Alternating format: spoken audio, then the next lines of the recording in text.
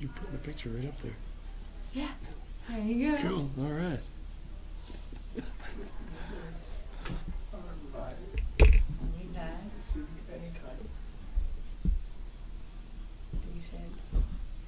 Yeah, it should show up anytime, I guess. It's on. Hi, and a warm welcome to the Borealis Show here on Jess FM, Jess TV on Friday night, 7 o'clock. You can download the app on your iPhone or Android. You can also watch us on Facebook Live or, that's it? No? Yeah, Facebook Live. Stupid. Yeah, today my guest. I'm just sharing it now. Oh, you share it now. Yes, Perfect. yes, Thank you yes. so much. What a great guest. Best guest ever. So thanks for tuning in. I hope you all had a great week. I'm very, very happy to be here tonight with Stacy Maritowski. Welcome. Thank you. Welcome. And yeah, I also wanted to thank all of the people out there who gave me their honest feedback and mainly positive, like so far only positive. And yeah, my friends in Ontario, Chad Schweer from Brampton, Ontario, hi. And in Africa we have people watching us, and yeah, I'm just so grateful for all the people cheering for this little show here.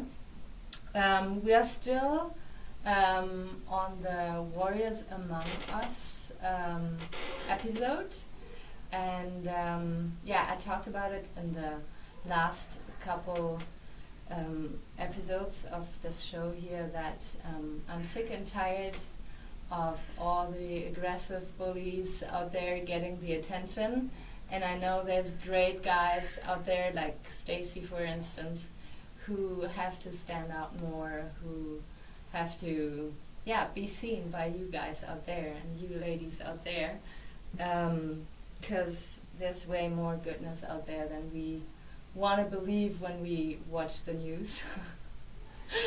And yeah, I picked Stacy pretty much intuitively. We never met before. It's the first time we talked today. Like, we talked on the phone, but it's the first time we meet, and let's see. I'm excited for this little conversation. Yeah, me too. Me too. Thank you very much. Yeah. So I would like if you can give the people a little introduction about who you are, what you do, sure. And then they know kind of, yeah. Yeah, well, that's maybe not as easy as it sounds. Everybody's always asking me what I do for a living, and it's so hard to explain. Even my dad asked me yesterday, he says, "So what do you actually do?" And oh, but is that in a condescending way or? No, he really doesn't know. Okay. Yeah, that's cool. Thank you, Aurora. Well, my name's Stacy Malatowski. I'm really a Southern Alberta born and bred guy. I grew up in and around Lethbridge all my life. I was born in Minnesota. Lived in Coaldale, Pitcher Butte, where we lived there for 6 years. My family owned the town store. Mm-hmm. Worked from the time I was 8 till I was 14, 15 years old. Then we moved to Lethbridge after we sold the store to my grandma, who just passed away about a year and a half ago. And the store's still in the family. My uncle works there. He owns it. And graduated, went to high school in Lethbridge, and then really, you know, tried to leave a bunch of times, but this city is just something that just keeps bringing you back. Mm-hmm, mm-hmm. You know, you really can't escape it. Mm-hmm. So, you know, my 2 sons were born here. I was married here. All the houses I've ever owned are here, and I've owned a few companies here, mm-hmm. and was a big part of the community. And, you know, in terms of like fundraising, I was on the board at the hospital foundation mm-hmm. for a little while, and raised a lot of money through some of the companies and foundations that I was part of, and so yeah, I've been a big part of the community. Lethbridge is my home. I love it, and my boys, my 2 sons, actually their life goal is to settle down, stay in the area, raise families, and just be part of the family and their family in the community here. Great. Yeah. Wonderful. So now for work, I sold most of I sold my companies off a few years ago. Took some time off, did some traveling, moved to Calgary for a little while, started up a venture there, and now I'm in technology and business acceleration. So what I do is I have a platform called No More Paper, and it allows companies and individuals to build and deploy any type of business apps that they want. And I combine that with strategic coaching, for lack of a better word, for entrepreneurs and organizations that want to take their company to the next level. So I specialize in working with companies from the United States and Europe who want to take advantage of the incredible wave of business opportunity in mobile technology, and really take what they're doing now in their business and merge it with something new. Beautiful. Yeah. So I get to work all different types of time zones. Yeah. So you'll see me up at sometimes 3 in the morning, and I'll be catching the early shift or the lunch shift in Europe, and then by 7 o'clock, 6 o'clock, I'm talking to the East Coast, and then by 2 o'clock in the afternoon, I'm pretty much done. Oh, great. Yeah. And so you mentioned you have 2 sons. Yes. Who you invited to a Drake concert last week in Edmonton. I remember that from the phone call, which was super sweet. Yeah. And so if you observe them at school now, they go to school? Well, my youngest, Thorin, he's 16. He's in grade 11. Okay. So he's the one that I took to Drake, him and one of his best friends, for his 16th birthday. He's driving now. It's kind of scary, but at the same time, it's a new level of freedom because he's such a busy boy. And my oldest, Dyson, he's 19, and he's finished college and he's working full time. Oh, sweet. Yeah. Sweet. Yeah. Okay, so then the younger, or maybe both of them when they were younger, did you ever, like now with cell phone, WhatsApp, Facebook, social media, let's say, what about peer pressure? Did you ever notice like that they are exposed to more stress than, for instance, you were exposed by them when you went to school? Well, with my oldest, I don't think his stress came from social media. Okay. He didn't do social media until he became an adult, except for Instagram, and that's not really that stressful for boys. Not as much as maybe Twitter or Facebook is. Okay. I find Twitter just a big pool of just rotten hatred. Facebook is a good mix, and people go to Instagram to chill out, right? So I don't have Instagram, so maybe I should get on it. I go on it maybe once a month, and that's just because someone I know is. But anyway, I don't think my oldest son really felt that pressure. He did have some social troubles in high school. He was younger. He had some health issues when he was younger, and he was bullied pretty bad in junior high, and so that was his stress. And why? Because of what? Well, I think just because he is, I really couldn't say exactly why. I just think because he was a little different, right? It's that situation where he had developed a mild case of Tourette's. So he had, just like his dad, I kind of the same thing, a little bit with my shoulders and that, and he had developed that from having a condition called pandas, which comes from strep throat. And so he would have these little seizures and stuff. And so some of the kids bugged him about it, and it was horrible. Yeah, kids are awful. But we coached him through it, his mom and I. Like, okay, you two. Yeah, we got involved with the school, and we mostly coached him through it. And, we use Napoleon Hill Success Principles, which his mom and I were students and teachers of. And that really helped, because as soon as he hit grade 9, grade 10, it just stopped. It's like he reached this level of awareness about himself that, his own personal power was enough for it to just dissipate and go away. And so he's just a tremendously happy young man. I mean, it's no exaggeration to say whenever I see him, his smile just completely brightens my day.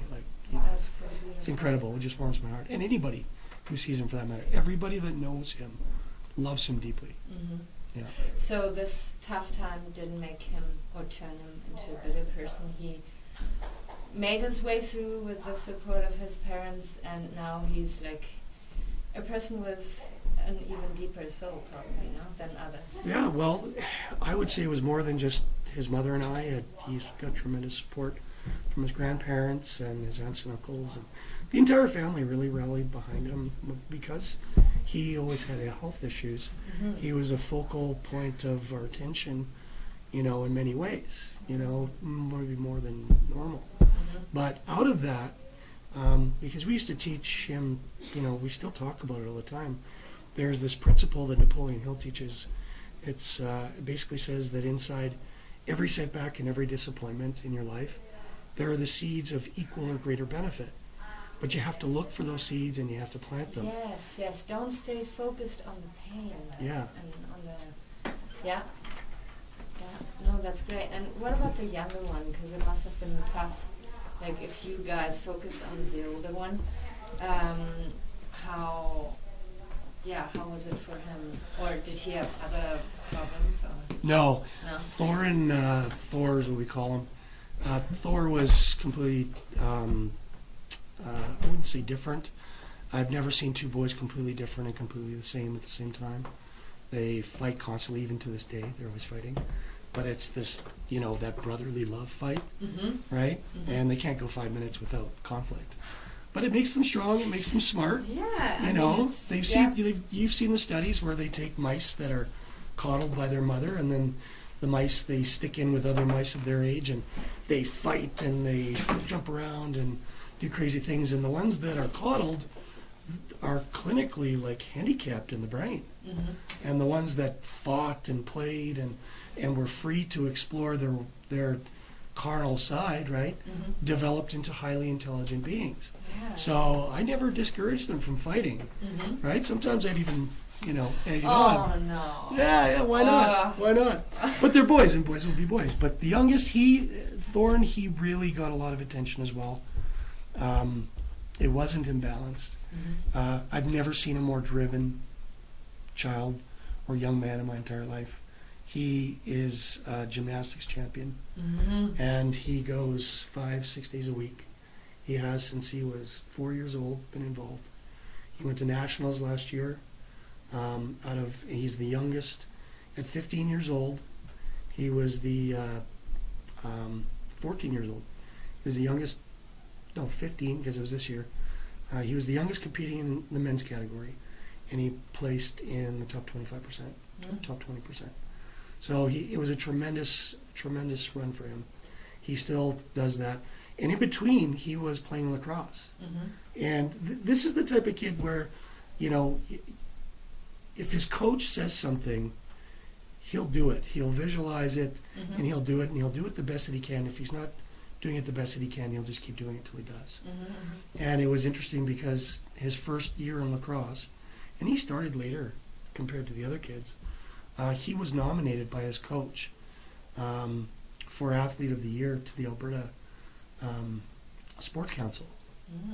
And that's how much heart he has. Mm-hmm. And not only that, but he's super smart. He's a great-looking kid, and he's about the kindest person you'll ever meet. He's, we'll drive by someone who might be homeless, and he'll start to cry because he feels bad and he wants to help, but he doesn't know how. So huge heart. More of these people. Yeah.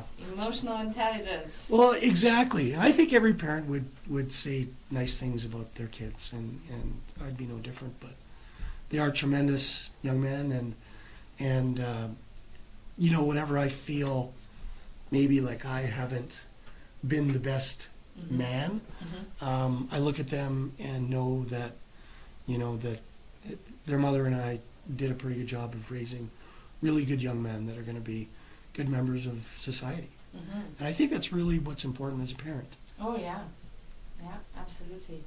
When you say you have not always been a good man, what is it like? What are the traits of a man nowadays, or how do you say it? Like masculinity, femininity. What do you believe is important today to?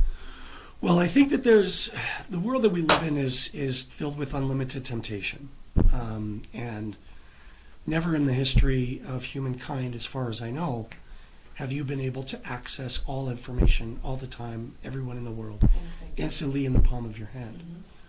And it's so new that we don't really know what to do with it. Mm-hmm. And so, we'll you see these artists and commentators and these social scientists talking about how zombie people are, and you look around, everybody's looking at their phone all the time. But they're finding out now that it's highly addictive, probably more addictive than anything we've ever encountered. The phone, you mean? Yeah, more than drugs.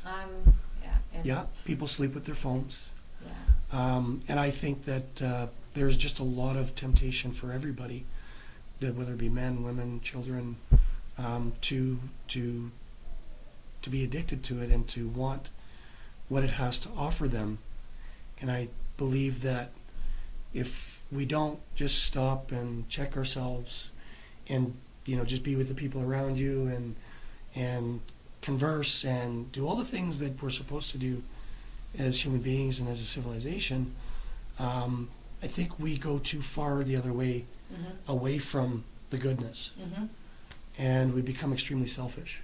Yeah. Because that's the addiction, right? It's internalized. Yeah. So then we start looking at the messages that we're bombarded with. People used to read the newspaper and read books. Now we read memes. Meme warfare is a real thing. Yeah. And so what we've been trapped into is this world of infinite game theory. And the idea of infinite game theory is just to keep the players playing, but there's no winning. No, the carrot is always That's in front right. of you. Yeah. And the only thing that can happen is exhaustion or oblivion. Or depression. Absolutely. Exhaustion, I think that's part of it. Yeah, no, absolutely. Yeah. And when we come to communication, do you also feel like there's a need for a conversation between men and women? Like when it comes to dating, relationship, is there a need, or is it just me who feels like we have to talk, we have to do absolutely. it differently? Yeah, well, to find myself single at 37, after being, with the same person for 17 years, I was thrust into the world of Tinder, right, at 37 years old. And it was the greatest thing I'd ever experienced in my life. Right? Unlimited, willing women who wanted to meet a man, right? And I found out very quickly that there's a lot of really sad people out there. Very sad. And we've lost, in a lot of ways, the ability to appreciate the process of courtship. And within that process, there's a very formalized and time-tested tradition of how men and women communicate with each other. This level of respect. I see the humanities theories of gender and feminism portraying the past for women as this oppressive state of fear and downtroddenness, when in actuality women were revered. And I'm not saying this aloof. I was my grandmother. She's stage 4 at Tom Baker, and we didn't really know each other all that well. I met her when I was a young adult, and it's another story. But for the first time, we got to spend alone time together. And I asked her what life was like, and she told me, like, when my family came over here from Norway, they came. My grandmother's great-grandmother came over. Okay, so that's my great-great-great-grandmother that came over. And I asked her about life, and in particular, what was it like being a woman? And this was only a few minutes after my grandfather had just left, and he was holding her hand, stroking her hand and stroking her hair after 65 years of marriage. And I thought to myself, that's not oppression, right? That's the patriarchy and the matriarchy in perfect balance. In balance, yes. Right? There's nothing wrong with the patriarchy and the matriarchy as long as they're within balance. Yeah. But they're not in balance, and they're not in balance for a lot of reasons. And they started to really become imbalanced within the last 100 years. And we've seen the world change so much in the last 100 years that I'm not sure we could recognize our former selves if we were faced with it. But there is this generational memory that lives within us. Mm-hmm. In Europe, we call it the Faustian spirit, Mm-hmm. right? It's the source of our need to be great in our lives, Mm-hmm. right? And build great communities and great civilizations, and to have philosophers and mathematicians and great artists and great architecture. That all comes from the same place. Mm-hmm. And we're not living that life anymore. No. We're not producing anything great. No, we're stuck in a wheel and busy, busy, busy. That's Mhm. all you hear. So, and I think most of that has to do with the disconnect between men and women, Mhm. and the destruction of not just the nuclear family, but the dissolution of the nuclear community. Mm-hmm. Absolutely. That's You know- why this warrior among us is for me. I pick guys, and I'm so happy now because I know I picked the right guy again. We need guys out there who give us hope that we can build communities again. Yeah, because it's nice that you complain about Trump and about Trudeau, but what do you do in your neighborhood? Like, do you talk to your neighbor? Do you talk? I don't know. It's. I wake up every day and I just there's a few words that I just don't want to hear, but I'm just bombarded by it, and it's by design, right? Mm-hmm. Like it's all by design to really bombard us with too much bad information. Mhm. And there's different words for it, but really it is a culture based on propaganda, Yeah. and we've been propagandized into fighting each other for no Mhm. reason. Mm-hmm. Absolutely. Like you got see- families that won't talk to each other, Yeah, you see neighbors that won't talk to separation each other. everywhere, not only race but gender too, and Yeah. it starts in the school, yeah, at times. Well, if you look at all of the isms that are, really prominent in our modern conversations, Mhm. whether it be university, online, coffee shop, the dinner table, we've got we've got racism, and we have sexism, and we have all of these different labels that we're putting on people that don't see the world the way some mysterious force wants us to see it, right? But in actuality, when you talk about racism all the time, all you're doing is segregating people into their traditional tribes, Mm-hmm, mm-hmm. right? And, as far as world history, the way it's presented to us, when the world was tribal, it was always at war. Mm-hmm. So why are we forcing everybody to live in the same place, then programming their minds to segregate themselves based on how they look, Mm-hmm. and create conflict amongst those groups, right? It almost seems purposeful. And, without sounding like a conspiracy theorist, it is very much purposeful. Mhm. And I think that the same goes for the idea of men and women Mhm. being strong together. Oh, and what means strength? I mean, I believe that strength for a guy is a different thing than for a woman, because what I observe is that there's a lot of women out there who try to be as strong as a man, but they forget that there's this feminine strength that the world is lacking, Mm-hmm. like this nurturing, community-oriented, receiving and just relaxing and helping out others. And I feel like if we go all into the direction of trying to be strong and nothing can hurt us and everything, we become this numb society where we just produce more robots, I don't know. Yeah, well, I would have to agree. When I was single living in Calgary, and I dated some very powerful women.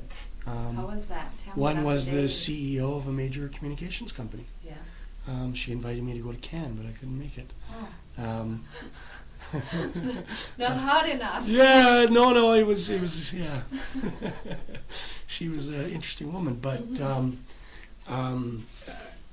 she was the stereotypical poster woman for power, right? Well, the modern masculine power. power. Masculine Not power. feminine That's power. right. Masculine power. And she, as wonderful as she was probably one of the worst narcissists I've ever met. Mm-hmm. And it was, and I'm not saying this to be spiteful, like, she would admit to it, Mm-hmm. right? That me. Well, that made her successful. Probably. That's exactly right. Yeah. Whereas I wonder what's wrong with feminine strength being the mortar of our communities, Mm-hmm. of our cities. Mm-hmm. So if you go back, I don't know, 50 years to even when my grandparents were just married 65 years ago, Mm-hmm. Women stayed at home and the men went to work. And we've somehow got in our minds this image that in the 1950s you were some, beaten housewife to an alcoholic working husband and you had no freedom and you're stuck in the kitchen. Mm-hmm. Whereas in fact, women were the ones who were running the communities. Mm-hmm. They were running civilization Yeah. outside of the factories and the offices, Yeah. right? And so who was making sure that society functioned, Mm-hmm. right? It's more important than our sanitary services performed by the city, because if no one's ensuring that the home is taken care of, no one's taking care of the community, and so now we're all going to work. We all have to buy more cars and bigger houses, Mm-hmm. and then comes the inevitable divorce. Yeah, because there's no emotional support anymore. Because the guy's drained because he is like stuck in the provider role. He has to pay the mortgage, he has to work that job.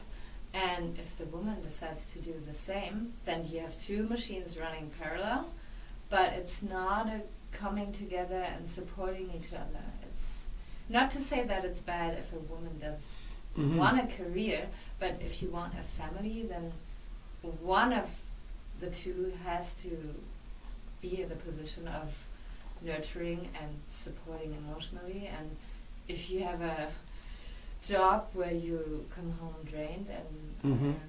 then you cannot support your husband, or vice versa. No? Well, I'll tell you, there's so much pressure for women to work, and more so now to get an education. Yeah. And we're talking about, we need more women in STEM, and we need more women in CEO positions, and more women on boards.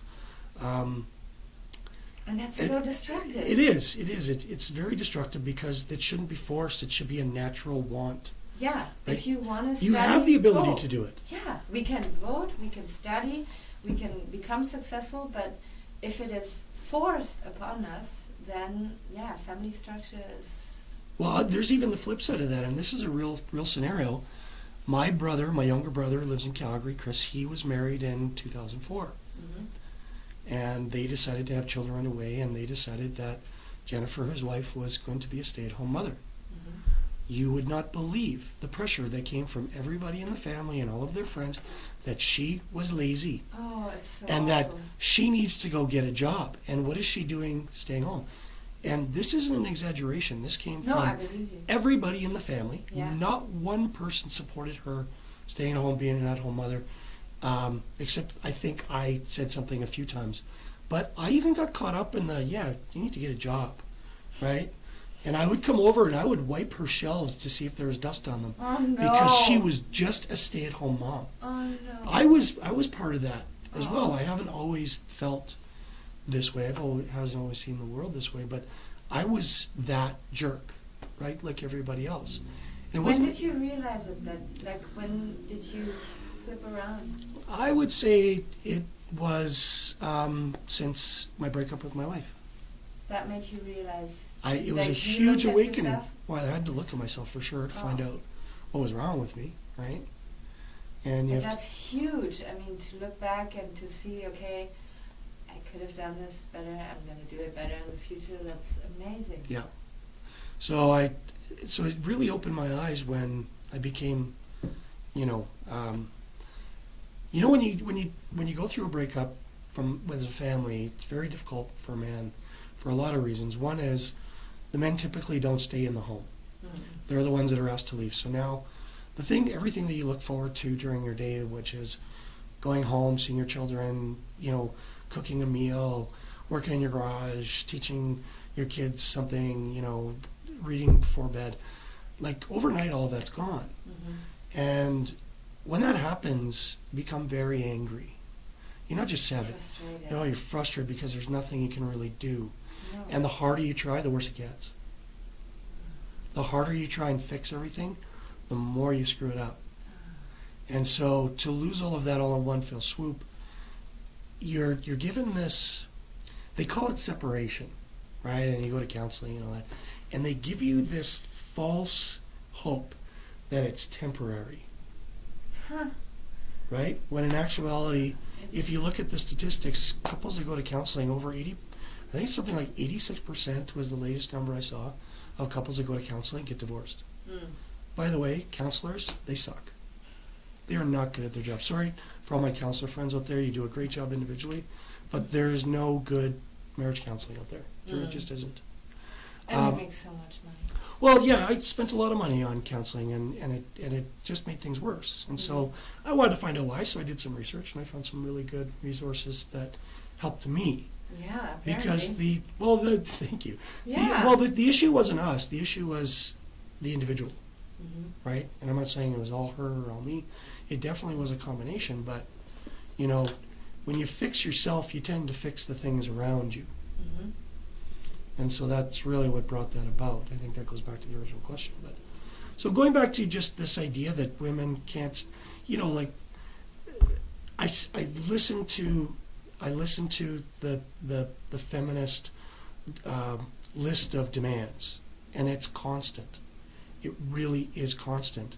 And I see, like on YouTube, and I know most of the people who watch YouTube are men, but you see these angry young women at college.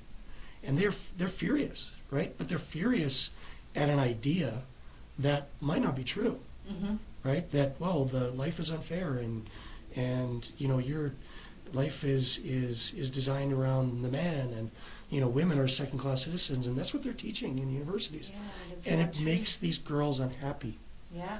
and it forces them to see the world in a way that it really shouldn't be, right? Mm. Right? Don't like men, don't trust men. Mm-hmm. Be scared and. Well, the Me Too movement was a perfect example. Yeah, well, I mean, I'm part of it. Yeah, I was raped 2006, and I didn't talk to anybody about it for 10 years. And now that Me Too, it's I think 1 year ago now. I was like, wow, this is great. Like, Mm-hmm. this is great, and we have to talk about stuff that was going on or is going on. But then we also have to move on and forgive, and especially not put every man into the same basket. Yeah, like there's that one asshole that mistreated you, but it doesn't mean that the 10 next ones are gonna do the same. And he's probably sorry now. I know I could go out for a beer with him, and he would tell me what was going on that night, right? Yeah. So yeah, the That's media. incredible What? that you've come that far. I had to. Yeah. I was such a, I was so lost, and I was bouncing against the same wall over and over again. I started picking up boxing and CrossFit and everything, and it didn't help. And I was just an angry person and neglected people that I loved, but I couldn't. I was just so numb from my pain that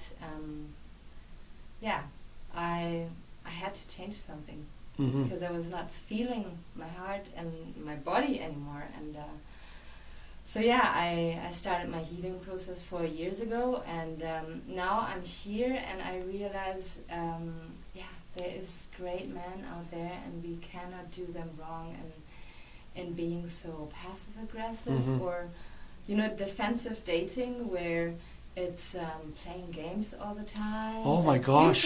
You can tell me Oh, a couple wow, yeah. stories there, I guess. Yeah, like some women, the way they view the world is strictly out of fear, and that there's a lot of conditioning that goes into that, right? I think it goes back to like what the story you just told about yourself.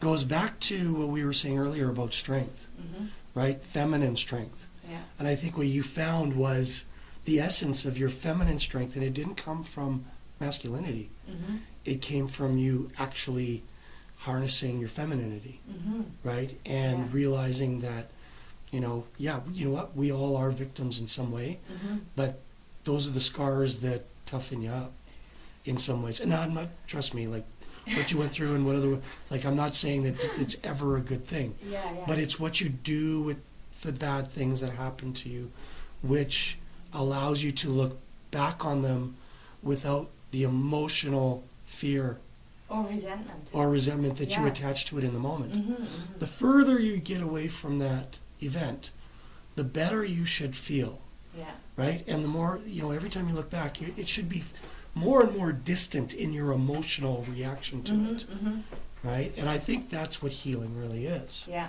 putting that space in between you. But to paint every man with the same brush, like some of these Twitter feeds are doing, really is coming from a place that is the opposite of good. Oh yeah, it's so It's- destructive, and yeah. it doesn't help the victims. Well, it's more the Me Too movement is more destructive to women than it is to men, I would say, because the result is men won't want to talk to women, Mm-hmm. Mm-hmm.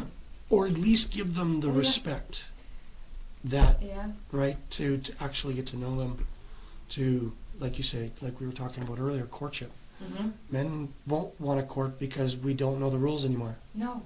Yeah, I can clearly see that. right? Like, oh, can I touch your hand? Right now the rules in colleges and university are you have to ask permission for every contact, and that's just no fun. Like, there's no passion in No, that. and There's no trust me, connection in that. No, there's no mystery, no magic, no nothing anymore. And trust me, it's not going to be possible to introduce that in Europe because we are such a touchy culture. Oh yeah, You were there, Yes, so you probably yep. know. yeah. Yeah. So it's here in North America, and it's, I don't know, it's going too far. It's too extreme. I'll have to do that little break. It's 20 minutes Already? to Okay. the end already. Wow. So it is. You are on the Borealis show on Jess FM. You can download the app onto your phone, iPhone or Android, and you can also watch us on the Facebook live stream. Welcome if you just tuned in. This is Stacy Molitovsky, and we're having a very, very productive conversation, I find, yeah? So, what do you pass on to your boys, like when it comes to women? What do you try to... Because I get that you cannot sit them down and say, okay, this is how you treat a woman. Of course you can. Oh, you do that? It's not Of in course. subtle ways? Oh no. I had this strategy. Sit them- I had this strategy when they were growing up. They got the talk every year as they got a year older on their birthday, Oh. around their birthday. So because, when you're 4, you discover your own penis, and then it just escalates from there. Oh, So before. yeah, that's right. Yeah, so it's about the age that it gets discovered in that way, right? So, so then they're curious, right, about like what things mean, and so in kindergarten, grade 1, grade 2, there's more and more interaction, and then there's more education now. Mm-hmm. So I'm not a big believer in letting the educational system completely educate my children. They're good for the Please 3 not. R's. Yeah. But when it comes to life skills and human interaction and development of oneself, that should be at home, in the community, in the family. And they do say it takes a village to raise a child, Oh, right? yeah. So so we had the talk every year. They had the 7-year-old talk, the 8-year-old talk, and it was not just the birds and the bees, but really how you conduct yourself. And it was a really big important part of fatherhood for me, was to make sure that they had a proper view of how relationships work, because my goal was to be married once in my life. Mm-hmm. I said that when I was younger. I said it many times, and so now I'm not so sure anymore, right? Mm. So and so I wanted to instill the types of values in them, and trust me, it wasn't a one-sided thing. Their mom, Cindy, was heavily involved in these conversations as well. Mm. We usually had the most frank discussions around the dinner table you could imagine, and sometimes we'd laugh till we cried, sometimes the boys would be embarrassed, but we made it fun. But, what did I pass on to my boys? Like, especially when we talk about this consent thing now that is going Yeah, okay, I'll tell you what and this is really old-fashioned, and my boys are probably going to get ribbed for this, but I'm not ashamed to say, I tell them they should wait for marriage. Yeah, when you're 16, 18, 19, all your friends have already lost their virginity, right? We always say lost. Right? And we always say it in a way, it's like, oh, did you lose it yet? Did you lose it yet? I remember growing up and, guys are talking, hey, you must still be a virgin. And like, it was a bad thing. But when I said, so I told my boys, why do you think they say lost your virginity? I said, it's because it's something to cherish. It's not something you give away. Once it's gone, you've lost it. Right? So, a good friend of mine in the States, he's 26 years old, he just got married. And he waited for marriage. There are still people like that. And, we've talked a little bit about it. He's one of my clients and now a good friend of mine. And it was hard to believe that there was still somebody out there like that. But his wife's 28. He's 26, and she waited. And I have no doubts that they will be together till the day they die. Right? That's beautiful. And I've also said to my boys, and sorry to all the girls out there, but I also told my boys that you don't want to be with a woman who's given herself away to a lot of men, right? I said, you don't want to be number umpteenth or 20-something. I said, right, how do you, that's just not special. Okay. You're just the last guy, right?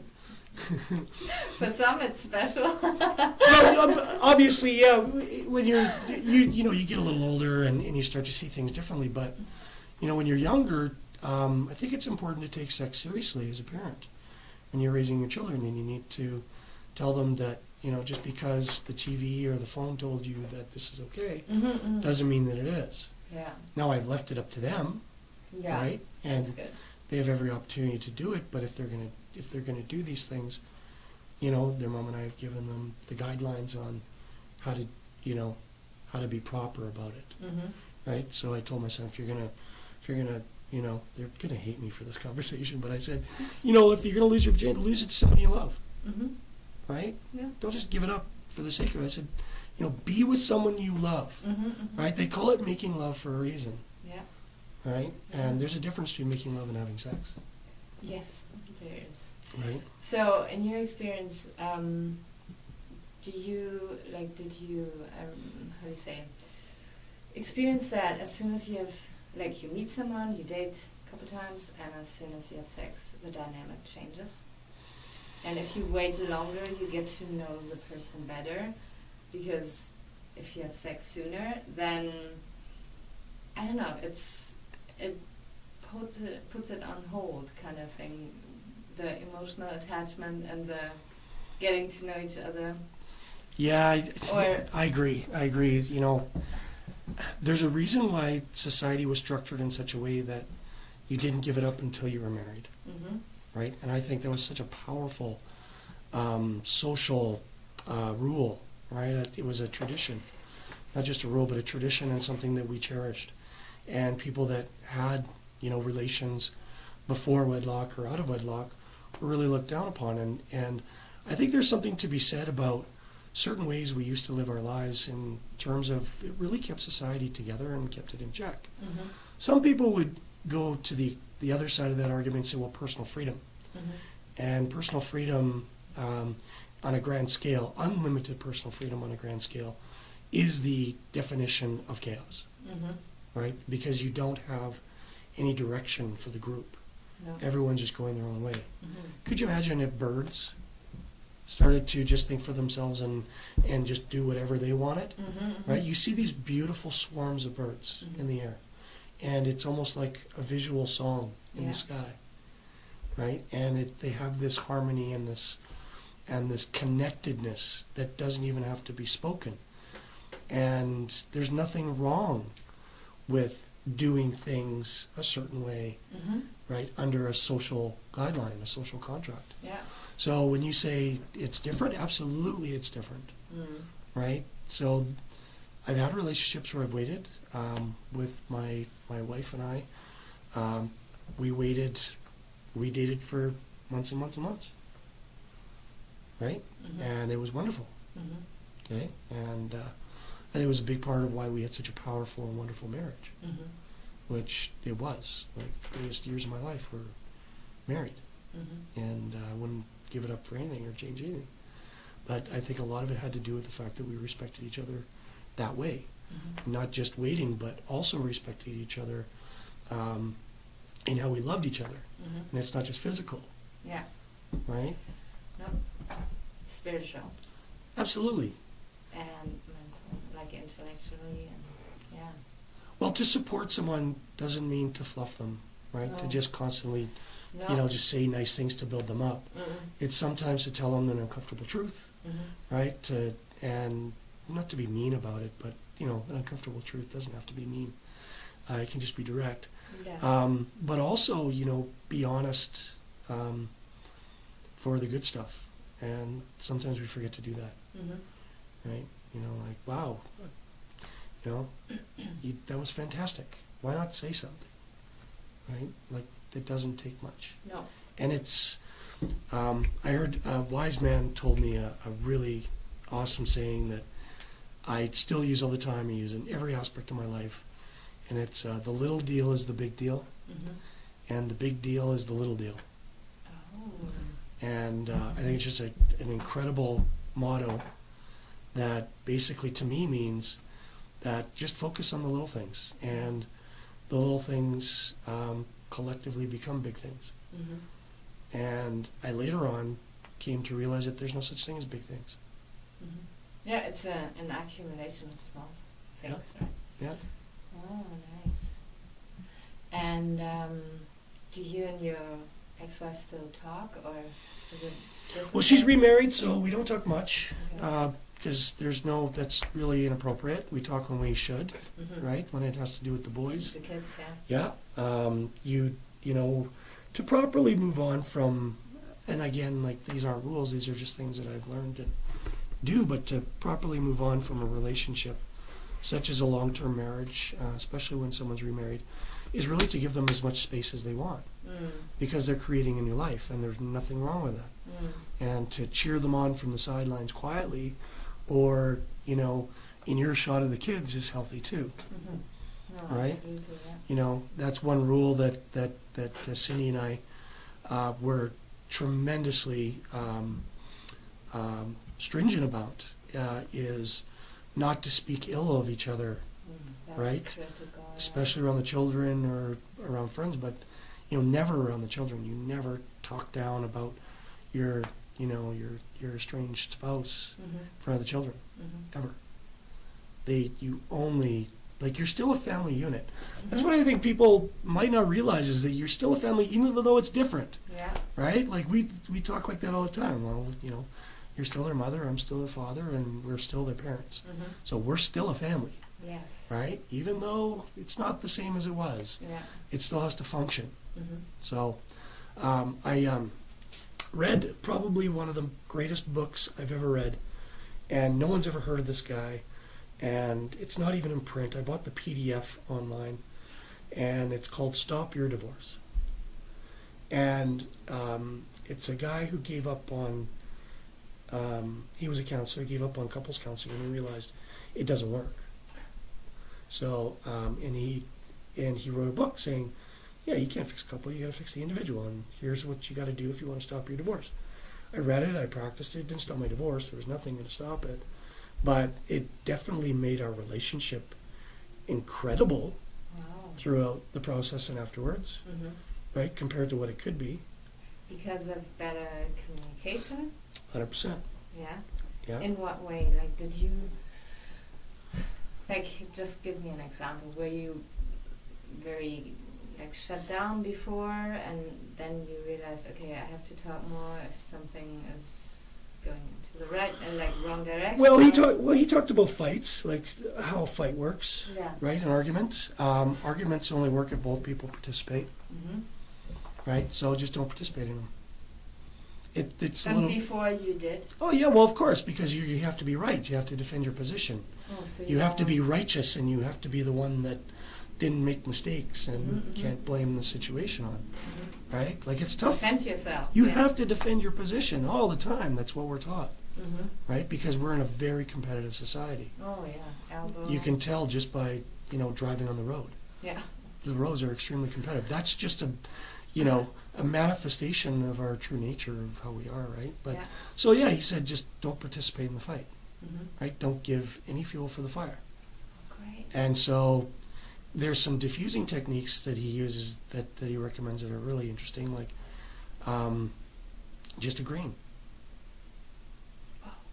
So You're when right. little wifey is, you come home, you're completely tired, and little wifey is nagging. There's 4 magic words, and if you're What is sincere with them, they work. You're right, I'm sorry. Oh, it feels good to even say it. Because you don't have to deal with the drama now. Because And it's you have to true. mean it. Not Because think it's so. true. Uh-huh. It's always true, no matter the situation. Because that's how the other person feels. That's how she feels, so it's true to her. Oh, so you acknowledge it? And Yes. Oh my God, that is key. Yeah. Yeah. Yeah, it's the key to, I think if you just use that in a relationship, you'd last a lot longer than not, right? Thank you. I'll take that with me. But the thing is, it is true. Like, and someone would say, well, but it's not true. But no, it's true for her. Mhm. So acknowledging that and allowing her to own that, Yeah. and then just not giving any more fuel. Mhm. Like, you'd be surprised if you try it. Guys out there, try it. I'm sorry, you're right, but mean it. Only because she is right, Mhm. And it doesn't have to be practiced, just has to be sincere. Mhm. And you'll find that, the fights will stop, Mhm. or at least slow down. Beautiful. Yeah. And yeah, we should introduce that to everybody, not only in a relationship, but on the street or in the grocery store. I have to use it with my dad, like my Oh, your dad. my Yeah, dad. we right? didn't talk about your No, dad. oh my gosh, yeah. Well, I've got 2 dads. Oh. The one that raised me, and Yeah. and the one who he travels the world. He's a very successful farmer, and he dedicates his life to helping people in other countries. He started a charity and a English school and medical brigade organization down in Nicaragua.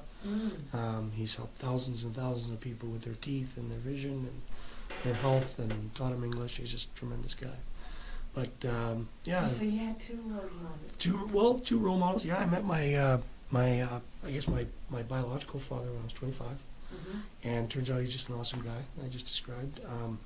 Grew up with a very strong, opinionated, very left-wing union boss dad, who was quite he was very strict in some ways and liberal in others, Mhm. but we grew up in a very socialist household, Mhm. right? And even though we were entrepreneurs in the family store for a while,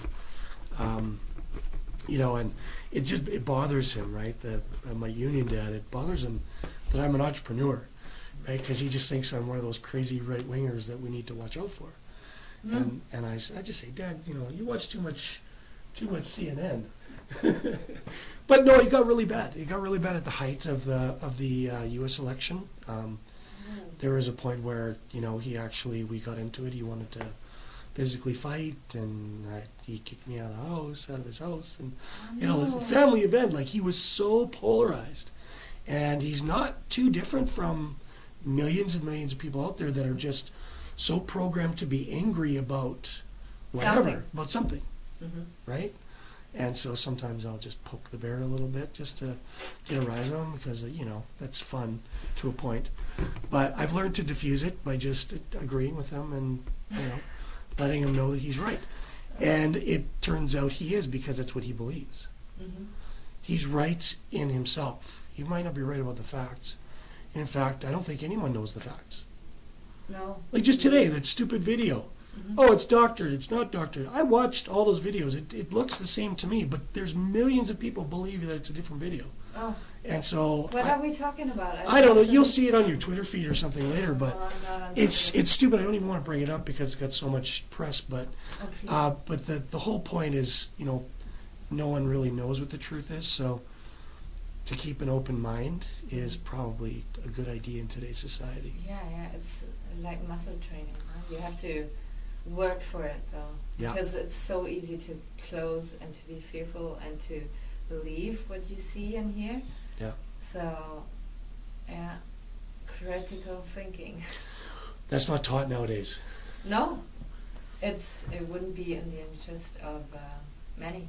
Yeah. Well, I think, well, how does it go? Like a wise person realizes that they know nothing, right? And the epitome of stupidity is thinking that you know everything, or that you're right. It's just, facts don't matter anymore. And I think that has a lot to... Emotions do. That's right. Yeah. How I feel is more important than how I think. Yeah. Napoleon Hill, who probably did the most extensive study on human nature when in pertaining to succeeding, right? Success, and he's about success in business and money, but you can apply his principles to anything, especially relationships. But you know,